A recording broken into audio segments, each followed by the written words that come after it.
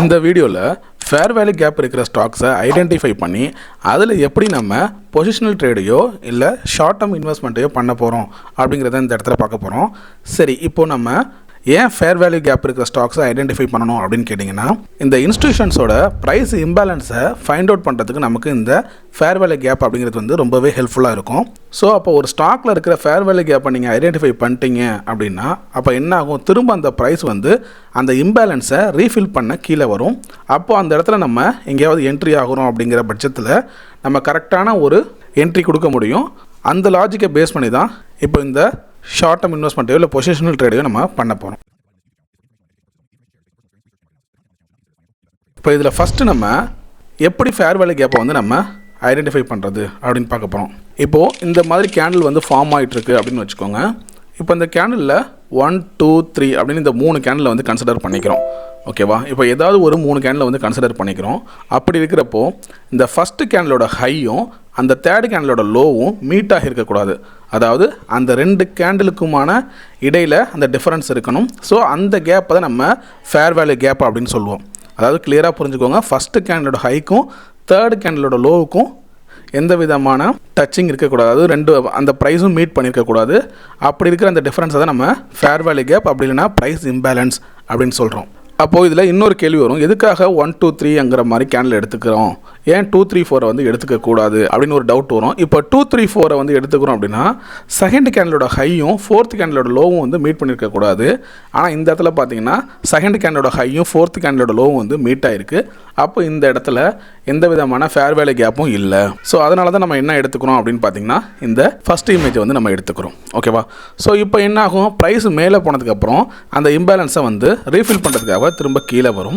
அப்போ கீழே வரப்போ தான் நம்ம என்ட்ரி எடுக்க போகிறோம்.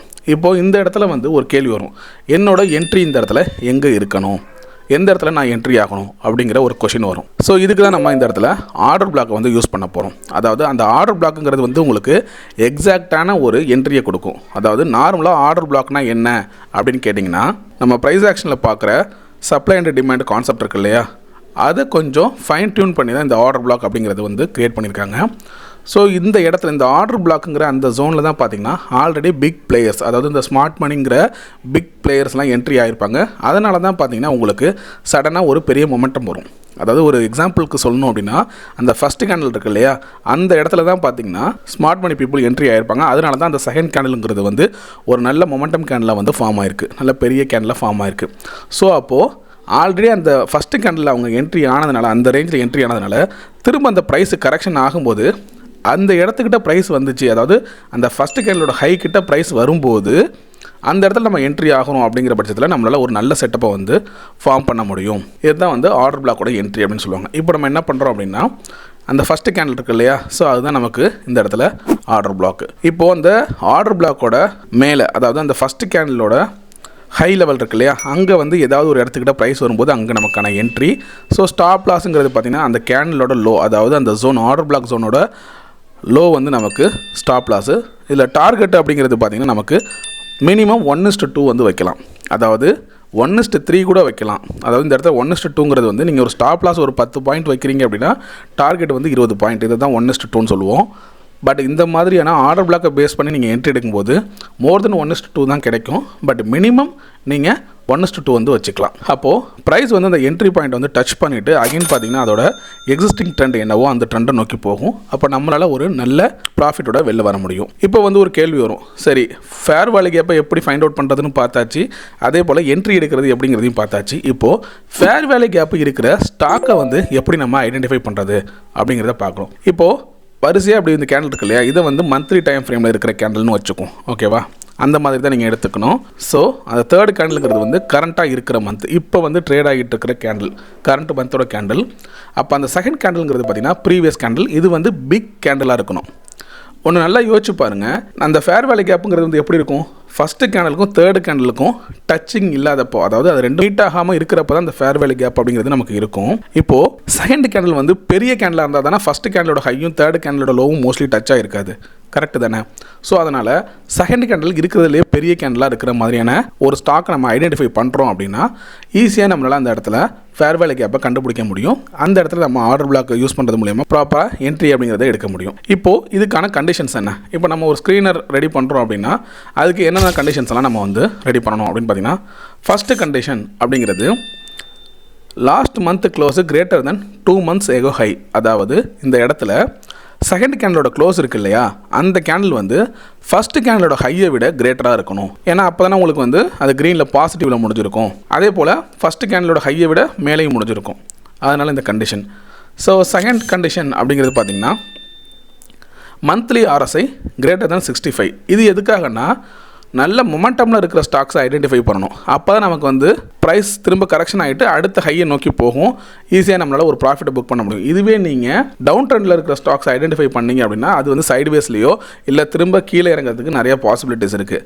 பொதுவாகவே RSIயை பொறுத்த வரைக்கும் above 50 அப்படிங்கிறது பார்த்திங்கன்னா அப் ட்ரெண்டை ஃபைண்ட் அவுட் பண்ணுற ஸ்டாக்ஸு. இந்த இடத்துல நம்ம 65க்கு மேலே இருக்கணும் அப்படிங்கிறது கொடுத்துருக்கோம். ஏன்னா ஒரு நல்ல மொமெண்டமில் இருக்கணும் அப்படிங்கிற மாதிரி கொடுத்துருக்கோம். ஸோ அப்படிங்கிறப்ப நம்ம மொமெண்டம் ஸ்டாக்ஸை மட்டும் ஐடென்டிஃபை பண்ணுறோம், அதுவும் அப் ட்ரெண்டில் அப்படிங்கிறது கிளியராக இந்த இடத்துல தெரியும். மூணாவது கண்டிஷன் தான் பார்த்திங்கன்னா முக்கியமான கண்டிஷன். என்னென்னா ரெண்டாவது கேண்டில் வந்து பெரிய கேண்டிலாக இருக்கணும் அப்படிங்கிறதுக்கான கண்டிஷன்.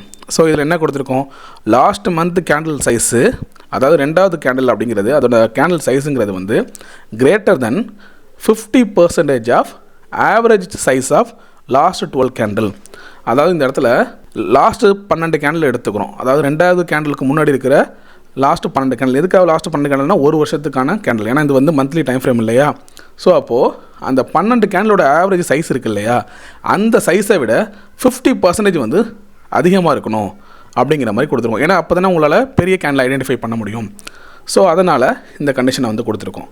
ஸோ ஃபோர்த்து கண்டிஷன் அப்படிங்கிறது பார்த்திங்கன்னா ஸ்டாக்கோட ப்ரைஸு 100 rupeesக்கு அதிகமாக ட்ரேட் ஆகிட்டு இருக்கணும். ஏன்னா நீங்கள் ஃபஸ்ட்டு 3 கண்டிஷன் கொடுக்குறப்ப என்ன ஆகும் அப்படின்னு பார்த்தீங்கன்னா சின்ன சின்ன அமௌண்ட்டில் இருக்கிற 20 ரூபா 30 ரூபா 50 ரூபா அந்த மாதிரி இருக்கிற ஸ்டாக்கையும் இது வந்து காமிக்கும். அப்படிங்கிறப்போ அந்த இடத்துலலாம் வால்யூம் மேபி கம்மியாக இருக்கலாம். அதனால தான் 100 ப்ரைஸ்க்கு மேலே ட்ரேட் ஆகிட்டு இருக்க ஸ்டாக்கை நம்ம பிக் பண்ணும்போது அதில் ஓரளவு நல்ல வால்யூம் அப்படிங்கிறது இருக்கும். ஸோ அதுக்காக தான் இந்த ஃபோர்த்து கண்டிஷன். இப்போது இந்த கண்டிஷன் எல்லாம் நம்ம வந்து சாட்டிங் வெப்சைட்டில் போட்டு பார்க்கலாம். போட்டு பார்க்குறப்போ நமக்கு எந்த மாதிரி ஸ்டாக்ஸ் கிடைக்குது, அதில் எந்த மாதிரி நம்ம என்ட்ரி ஆகலாம் அப்படிங்கிறத பற்றி பார்க்கலாம். இப்போது சாட்டிங் அப்படிங்கிற ஒரு ஸ்க்ரீனர் வெப்சைட்டில் இருக்கும். இப்போது இந்த ஸ்க்ரீன்ஸ் கிட்ட நீங்கள் கர்சரை கொண்டு போனீங்கன்னா கிரியேட் ஸ்கேன் இருக்கும். ஸோ அங்கே வந்து நீங்கள் கிளிக் பண்ணிக்கோங்க, கிரியேட் ஸ்கேன் வந்து கொடுத்துக்கோங்க. ஸோ உங்களுக்கு பேஜ் அப்படிங்கிறது இந்த மாதிரி தான் இருக்கும். ஸோ இப்போ இந்த இடத்துல நம்ம என்ன பண்ண போகிறோம் அப்படின்னா இங்கே தான் நம்மளோட அந்த கண்டிஷன்ஸை வந்து ஒவ்வொன்றா இன்சர்ட் பண்ண போகிறோம். ஸோ இப்போ ஃபஸ்ட்டு கண்டிஷன் என்ன, லாஸ்ட் மந்தோட க்ளோஸ் அப்படிங்கிறது அதுக்கு பிஃபோராக இருக்கிற கேண்டிலோட ஹையை விட கிரேட்டராக இருக்கணும். அப்போது இந்த இடத்துல recent close greater then high. So இப்போ நமக்கு இங்கே டெய்லின்னு இருக்குது. அதுக்கு பிறகு நம்ம என்ன மாற்றணும் அப்படின்னா மந்த்லி. அதாவது மந்த்லினா எந்த மந்த்து, நமக்கு இந்த ப்ரீவியஸ் மந்த்து. அப்போ ப்ரீவியஸ் மந்தோட க்ளோஸ் அப்படிங்கிறது வந்து எந்த மந்தோட ஹையை விட கிரேட்டராக இருக்கணும், 2 months எகோ.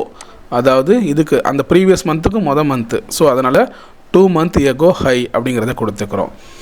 ஸோ நெக்ஸ்ட் வந்து நம்ம என்ன கொடுக்கணும், அடுத்ததாக பார்த்திங்கன்னா RSI வந்து 65க்கு மேலே இருக்கிற மாதிரி. அப்போது RSI relative strength index greater than number 65. So அப்போது எனக்கு மந்த்லி RSI இந்த இடத்துல டெய்லிக்கு பிறகு நீங்கள் மந்த்லின்னு சேஞ்ச் பண்ணிக்கோங்க. மந்த்லி RSI 14 அப்படிங்கிறது வந்து 65க்கு மேலே இருக்கிற மாதிரியான ஸ்டாக்ஸை கொடு அப்படிங்கிற மாதிரி சொல்லிட்டோம். அப்போ ஃபஸ்ட்டு 2 கண்டிஷனுமே நம்ம கொடுத்தாச்சு. 3வது கண்டிஷன் தான் முக்கியமான கண்டிஷன். அதாவது எனக்கு ப்ரீவியஸ் மந்த், அதாவது லாஸ்ட் மந்தோட கேண்டில் வந்து பெரிய பாடியாக இருக்கணும், பெரிய கேண்டிலாக இருக்கணும் அந்த மந்த்து அப்படிங்கிற மாதிரி கேட்கணும். அப்போ இந்த இடத்துல நம்ம என்னென்னா அப்சல்யூட் வேல்யூ அப்படிங்கிறத ஒன்று யூஸ் பண்ண போகிறோம். அப்போது அப்சல்யூட் இந்த இடத்துல பார்த்திங்கன்னா அப்சல்யூட் வேல்யூ ஆஃப் க்ளோஸுங்கிறது பார்த்திங்கன்னா மந்த்லி க்ளோஸு. ஓகேவா, இந்த இடத்துல வந்து மந்த்லி க்ளோஸு, மந்த்லிக்கு பதிலாக நமக்கு என்னென்னா 1 month எகோ க்ளோஸ்ன்னு கொடுத்துக்கோங்க. ஏன் 1 month எகோனா நம்ம ப்ரீவியஸ் கேண்டில் தான் நம்ம பார்க்குறோம் இல்லையா, அதனால் மைனஸ் இந்த இடத்துல ஓப்பன் 1 month எகோ ஓப்பன் அப்போ இதோட வேல்யூ இது என்ன காமிக்கும் நமக்கு அப்சல்யூட் வேல்யூ அப்படின்னா க்ளோஸ் மைனஸ் ஓப்பன், அதாவது ஓப்பன்லேருந்து க்ளோஸுக்கு, அதாவது விக்கை கன்சிடர் பண்ணாமல் எந்த இடத்துல ஓப்பன் ஆகிருக்கு அதே போல் எங்கே க்ளோஸ் ஆகிருக்குங்கிற அந்த அப்சல்யூட் வேல்யூவை வந்து இது கால்குலேட் பண்ணும். ஏன்னா அதுதானே உங்களுக்கு பாடி சைஸு. ஸோ அதை வந்து கால்குலேட் பண்ணும். அப்போது இது வந்து ப்ரீவியஸ் மந்த்துக்கான பாடி சைஸை கால்குலேட் பண்ணுறோம். இது வந்து எப்படி இருக்கணும், கிரேட்டராக இருக்கணும். எதை பேஸ் பண்ணி, கிரேட்டர் தென் நம்பர் 1.5ன்னு கொடுத்துக்கோங்க. இந்த ஏன் அப்படின்னா நம்ம என்ன சொன்னோம், 50% ஆஃப் ஆவரேஜ் அப்படிங்கிற சொன்னோம் இல்லையா, அதனால் நம்பர் 1.5 அப்படிங்கிறத கொடுத்துக்கிறோம். அதுக்கு அடுத்ததாக மல்டிப்ளைடு, இங்கே எஸ்எம்இ ஆர் இஎம்இ எது வேணாலும் கொடுத்துக்கலாம். ஏன்னா அதோட ஆவரேஜ் இதை கண்டுபிடிக்கிறதுக்காக. ஏன்னா நம்ம சொன்னோம் இல்லையா, லாஸ்ட்டு 12 கேண்டிலோட ஆவரேஜ் பாடி சைஸை கண்டுபிடிக்க போகிறோம். அப்போது இந்த இடத்துல 2 months எகோ இருக்கிற மூவிங் ஆவரேஜ் கண்டுபிடிக்க போகிறோம். இப்போ திரும்ப என்ன பண்ண போகிறோம்னா அப்சல்யூட் வேல்யூ ஒவ்வொன்றுத்துக்கும் கண்டுபிடிக்கணும்.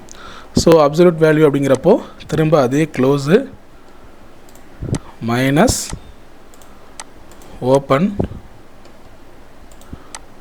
இந்த இடத்துல 2 month மந்த்லி அப்படிங்கிறத கொடுத்துக்கோங்க, மந்த்லி க்ளோஸு. ஓகேவா?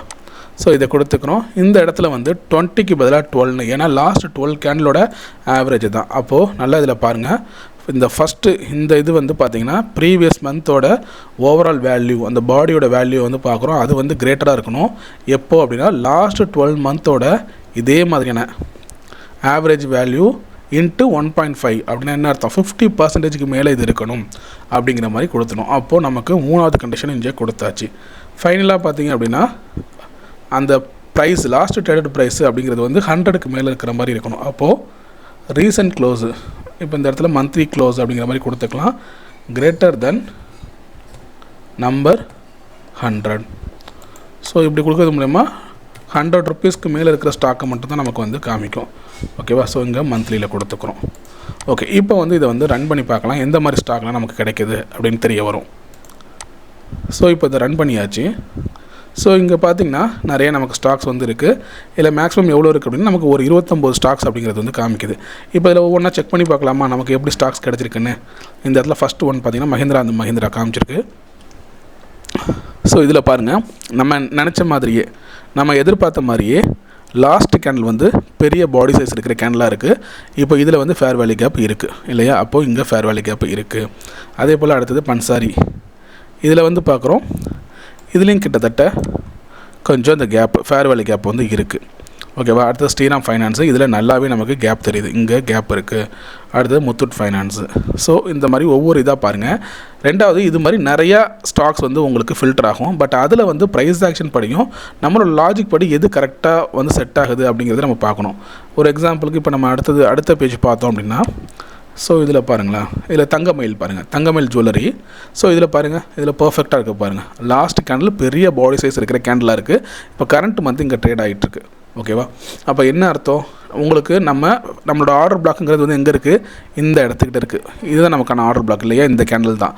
அப்போது இந்த ரேஞ்ச் வரைக்கும் ப்ரைஸ் கரெக்ஷன் ஆகிறதுக்கு வாய்ப்பு இருக்குது அப்படிங்கிற மாதிரி நம்ம புரிஞ்சுக்கலாம். நல்லா புரிஞ்சுக்கணும் நீங்கள். இது வந்து ஒரு ஸ்டாக் ரெக்கமெண்டேஷன் கிடையாது, ஜஸ்ட் ஒரு எஜுகேஷன் பர்பஸ்க்காக தான் இதை சொல்கிறேன்.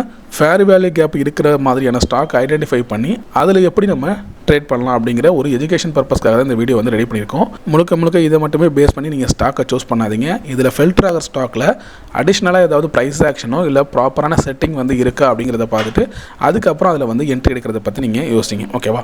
ஸோ இந்த இடம் வந்து நமக்கு நல்லா பர்ஃபெக்டாக இருக்குது. லாஸ்ட் கேண்டில்ங்கிறது வந்து நல்ல ஒரு பெரிய கேண்டிலாக ஃபார்ம் ஆயிருக்கு. அப்போ கரெக்ஷன் ஆனிச்சுன்னா அப்போ இங்கே எங்கேயாவது வந்து நம்ம என்ட்ரி பற்றி யோசிக்கலாம். ஸோ அப்போது நம்ம ஆல்ரெடி சொன்ன மாதிரி ஸ்டாப் லாஸுங்கிறது வந்து எங்கே போடணும், என்ட்ரி எங்கே எடுக்கணும், டார்கெட், இதெல்லாம் உங்களுக்கு அஸ் யூஷுவல் தெரிஞ்சது தான் இல்லையா. ஸோ அப்போது அடுத்தடுத்த கேண்டில் பாருங்கள், JSW ஹோல்டிங்ஸு, இதுவும் பார்த்திங்கன்னா லாஸ்ட் கேண்டில் இங்கே ஃபேர் வேல்யூ கேப் நமக்கு இருக்குது. ஸோ இது பாருங்கள். அடுத்தது வீனஸ் ரெமிடிஸ். ஸோ இதுலேயும் பார்த்திங்கன்னா இது லாஸ்ட் கேண்டில் வந்து ரொம்ப பெரிய ஹியூஜ் கேண்டிலாக இருக்குது. அப்போ மேபி கரெக்ஷன் ஆகிறதுக்கு வாய்ப்பு இருக்குது அப்படிங்கிற மாதிரி நம்ம புரிஞ்சுக்கலாம். அப்புறம் வேறு என்ன கேண்டில்ஸ்லாம் இருக்குது, அப்புறம் வேறு என்னென்ன ஸ்டாக்லாம் இருக்குது அப்படின்னு பார்த்திங்கன்னா இந்த லூமேக்ஸ் ஆக்டோ டெக்னாலஜி. ஸோ இதுவும் பார்த்திங்கன்னா லாஸ்ட் கேண்டில் வந்து உங்களுக்கு பிக் சைஸ் கேண்டிலாக இருக்குது. அதே போல் Cupid, so LG Balakrishna, so இந்த மாதிரியான ஸ்டாக்கை வந்து நம்மளால் ஈஸியாக இந்த மாதிரி ஐடென்டிஃபை பண்ண முடியும். அதில் எப்போ அது கரெக்ஷன் ஆகும் அப்படிங்கிறத பொறுத்து நம்ம அந்த இடத்துல வந்து என்ட்ரி பற்றி யோசிக்கலாம். இப்போ நீங்கள் நினைக்கலாம், எனக்கு கரண்ட் ப்ரைஸ் எங்கேயோ இருக்குது, பட் கரெக்ஷன் இது வரைக்கும் இருக்குது அப்படிங்கிறப்போ நான் அது வரைக்கும் பார்த்துக்கிட்டே இருக்கணுமா அப்படின்னா நீங்கள் என்ன பண்ணி வைக்கலாம், ஜிடிடி ஆர்டர் போட்டு வைக்கலாம்.